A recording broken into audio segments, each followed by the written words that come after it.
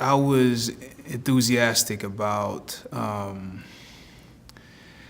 guess, how Wakanda was being presented initially. I think it has a great villain in the story. I think there's an emotional connection to uh, his story, which makes the story complex. And I felt like there was a lot of ground that we didn't cover in Civil War. Um, that we had a lot of room in this one, and they took a lot of room, and so I was enthusiastic about everything that we were about to do.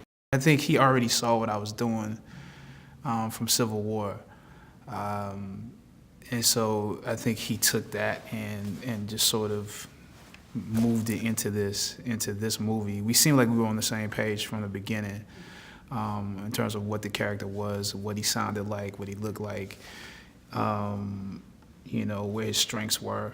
So our conversations were more about the total story than the character itself. Well, he's coming off of the death of his father in Civil War. He's returning to Wakanda. There's the high possibility that he will become the ruler. There's division within the country because Wakanda it's not necessarily a homogenous group of people. There are different tribes with different points of view, different.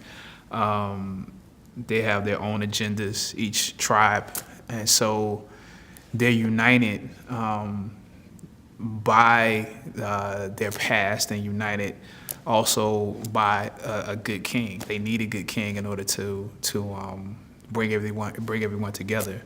So he's returning to what could be turmoil. He's returning to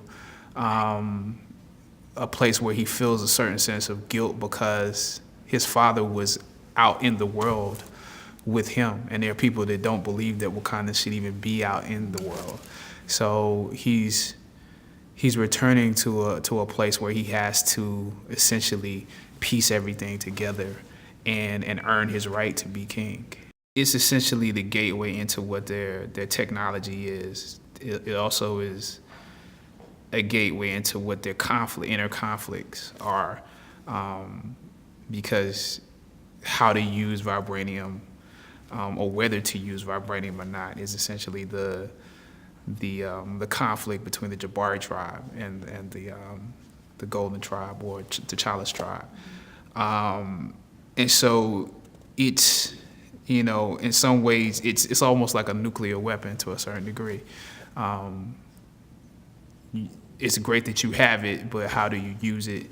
And at the same time, it allows a certain amount of flexibility as far as technology is concerned, and also in terms of their traditional spirituality is connected to that, how it affects the plant system or the ecosystem, how it affects him physically. All of that is part of what vibranium is. It's like they have a personal relationship because they've known each other since they were kids, and at the same time they all have their positions within the kingdom that they have to fulfill, which sometimes conflict with those personal relationships. Denai, Denai and Lupita, they're both great actresses. They're both very, very, very strong. Very opinionated, and it's just I felt secure with them, like as an actor on my side, not just as T'Challa.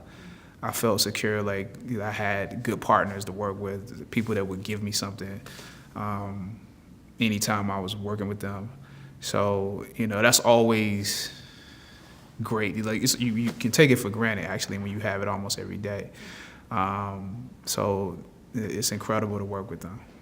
Michael B. Jordan did a great job in bringing his take on Killmonger to the screen, and he's complex. I think Killmonger is complex because, he's gonna have a valid point. I think his point is valid. It's one that when you look at it, you might be like, I hope that never happens, and some people might be like, I hope that does happen one day.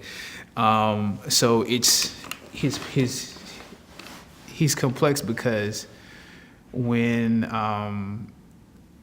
you look at the reasons behind why he's doing it from a personal standpoint, from the sense of how much loss he's felt and how long it's set inside of him, regardless of how far he's taken it, regardless of how